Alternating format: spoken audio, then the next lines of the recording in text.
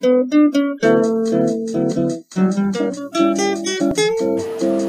no ar mais um Expor Entrevista. Hoje a gente conta aqui com a presença da professora de Geografia Márcia Khalid. Contamos também com a equipe de jornalismo da Expor, o Matheus Viana, o Matheus Almeida, Cassiano Piller e comigo, Yuri Barreto. A gente vai começar mais um Expor Entrevista. O tema de hoje é a África, um continente esquecido. Hoje a gente vai dar uma outra visão desse continente tão estereotipado pela mídia, pelos meios de comunicação. Estamos nessa missão de desvendar um pouco mais sobre esse continente. Então vamos para a primeira pergunta. Márcia, qual o maior desafio para os países africanos se tornarem desenvolvidos? E há essa possibilidade? A África se desenvolver. A primeira coisa que a gente tem que perguntar é sobre essa noção de desenvolvimento. Quando a gente fala em África se desenvolver, será que são os padrões europeus e americanos de desenvolvimento? Porque se é isto que a gente entende por desenvolvimento, não vai acontecer nunca, nem lá e nem aqui.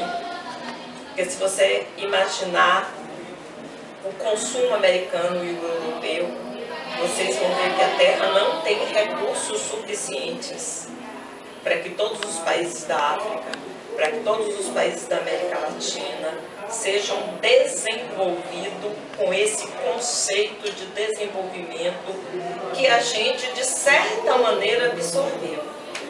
Agora, se ser desenvolvido é ter dignidade de vida, é ter lazer, alfabetização e comida na mesa, no mínimo 3 vezes por dia, então aí a gente pode falar numa possibilidade de desenvolvimento. De que forma o processo de aculturação vivido pelo continente africano, principalmente durante o período colonial, contribui para essa situação ruim economicamente e principalmente na forma social que vive hoje? Pergunta excelente. E a gente tem que voltar um pouco no tempo e na história. Durante o processo do descobrimento, mercantilismo, os europeus chegaram no continente americano. Durante os séculos XVI e XVII, literalmente acabaram com a população da América Latina para fazer da América Latina um território fornecedor de matérias-primas, fornecedor de riquezas para a Europa. Quando a América Latina fica independente, aí eles se voltam para o continente africano. E essa colonização do continente africano foi principalmente entre os séculos, final do século XVIII, século XIX, século XX. É um absurdo a gente imaginar que após a Segunda Guerra Mundial, já com a Carta da ONU na mão, a maior parte dos países africanos eram colônias.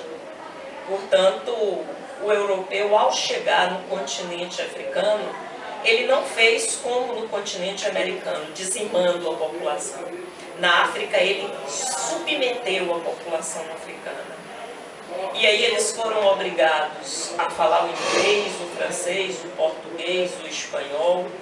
Muitos deles foram catequizados à força, tiveram que abrir mão de parte da sua cultura, das suas crenças, para se submeter à força ao processo de colonização europeu. E, obviamente, isso deixa marcas e marcas profundas. E no caso do continente europeu, isso é muito grave, se a gente lembrar que o processo de independência desses países só foi acontecer após a Segunda Guerra Mundial e principalmente após a década de 60. Portanto, quando você estuda o subdesenvolvimento e a miséria na África, sem sombra de dúvida, você pode dizer que é fruto do processo de colonização e do processo de descolonização. Não respeitaram a população africana.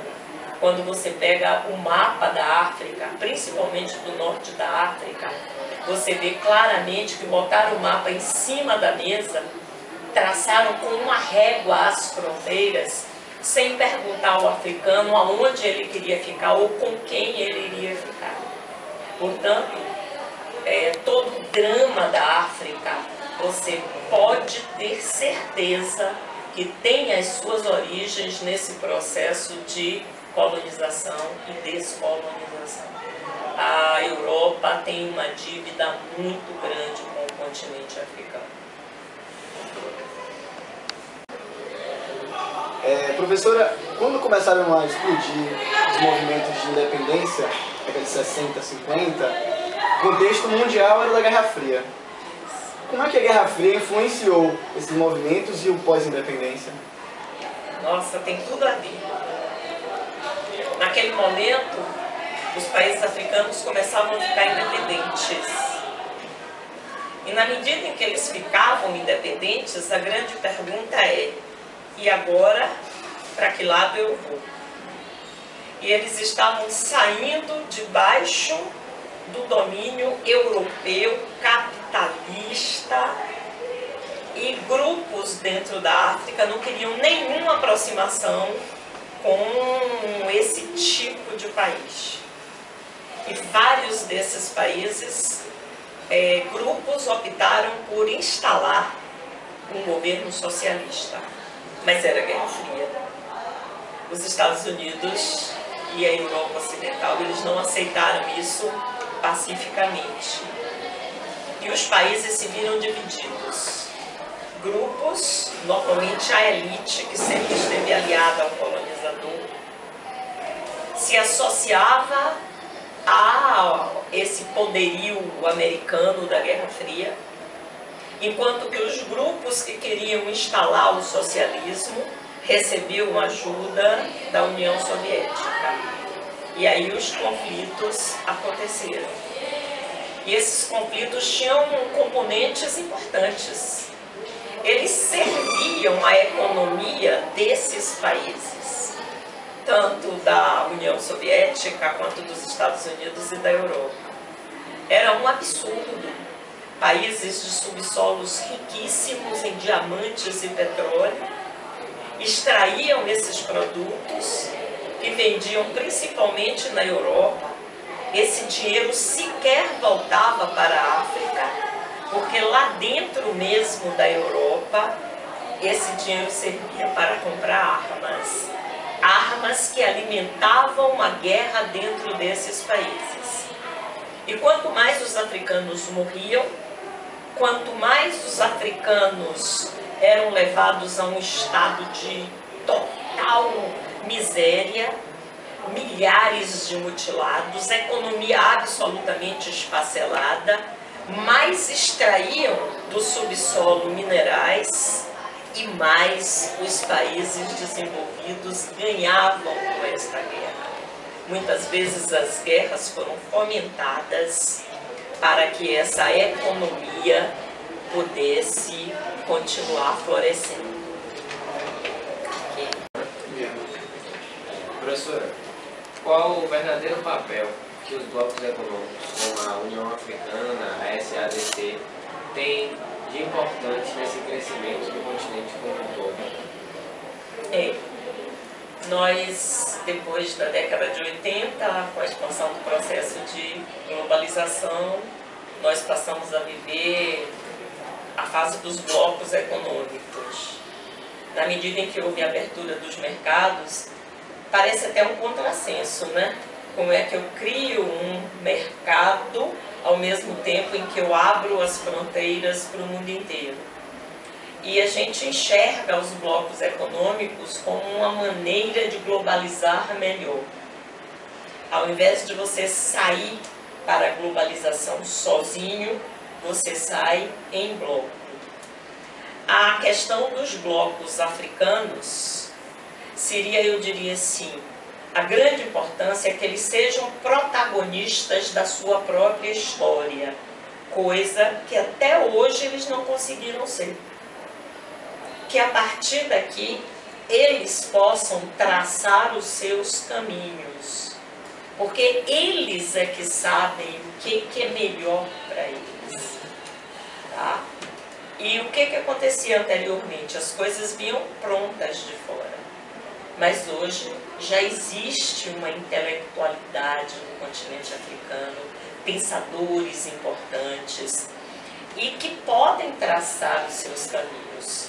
E os blocos econômicos apontam nesse sentido, de juntos se fortalecerem para poder ganhar esse mercado internacional melhor. Há, por exemplo, casos terríveis acontecendo nesse momento.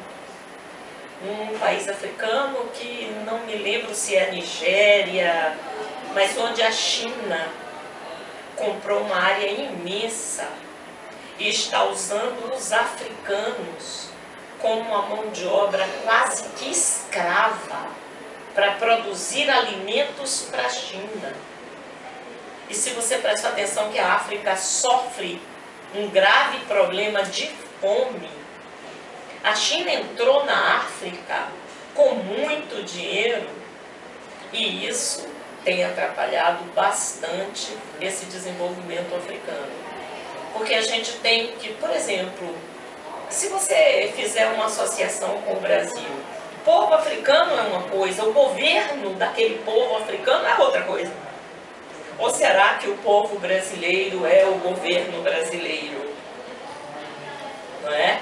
Então, normalmente, grupos que se apoderam do poder e que não conseguem dar um passo à frente, estão muito mais preocupados com as suas questões particulares do que com as questões coletivas. E esse era o momento da África ter governos fortes, governos coerentes, éticos, voltados para os seus próprios problemas. Porque a gente fala muito que o mundo desconhece a África. Quantas vezes vocês já ouviram falar, se faz alguma pergunta sobre a África, alguém dizer que a África é um país? Pô, cara pálida, a África não é um país. A África é um continente. Né? A imagem que se tem da África do lado de fora é uma imagem estereotipada, como se a África fosse uma coisa só, e ela é diversas. Né? Desde os aspectos físicos, aos aspectos econômicos, aos aspectos políticos. Agora, algo que é fundamental é que ela seja, daqui por diante, protagonista da sua própria história. E esses blocos econômicos podem ajudar a que isso possa acontecer. Professora, voltando um pouco à questão dos blocos econômicos, se a gente olha para a América Latina, a gente vê o surgimento de blocos que tem uma perspectiva de integração um pouco maior do que o livre comércio, né? Por causa da ALBA, a Unasul. Então, na África, os blocos africanos, eles têm também essa perspectiva? É mais difícil. Existem conflitos seríssimos. Conflitos dentro dos próprios países. Isso é herança, né, do processo de colonização. Conflitos étnicos que já produziram guerras catastróficas. Se a gente lembrar de Ruanda, né, se a gente lembrar do Zaire, Congo, que já mudou de nome várias vezes, Angola, Moçambique, e as marcas foram muito grandes. E nesses processos, alguns países eram a favor de um grupo ou a favor de outro. Isso fez com que esses países africanos tivessem grandes divergências entre eles. Muitos deles. Né? A África do Sul, durante muito tempo, a África do Sul, junto com o Brasil dos militares e a Argentina dos militares, fez um tripé de ajuda aos Estados Unidos contra a entrada do socialismo na África. E nesse sentido, a África do Sul exportou armas e guerrilhas para que não desse certo movimentos socialistas, como, por exemplo, os movimentos de Angola e os movimentos de Moçambique. Então, resultado, países que deveriam se unir, tentando o bem comum do continente africano, porque se eles são diferentes, os problemas não são tão diferentes assim. Mas nesse processo histórico, isso marcou de cicatrizes tão grandes esses países, que precisa de muita diplomacia, precisa de muita conversa e de pessoas, homens e mulheres, que estejam acima apenas dos interesses locais, para que possam pensar sobre os interesses da África como um todo. Estamos encerrando aqui mais um Expo Entrevista. Quero agradecer a presença da professora Márcia Khalid. Pois é ótimo estar conversando com vocês sobre um continente que até pouco tempo ninguém queria saber nada, não se fazia referência, não era motivo de curiosidade, e vendo vocês tão preocupados, né, eu só tenho que imaginar que as coisas podem mudar e que o mundo hoje possa ter um outro olhar sobre essas populações tão excluídas da África, da Ásia, da América Latina. E eu só tenho a agradecer a vocês por estar aqui nesse bate-papo. Aí sabe aquele charme que fica todo mundo conversando. O Jornal Nacional tem na saída. A gente corta o som, a gente fica guardando os papéis e tal. Dá aquele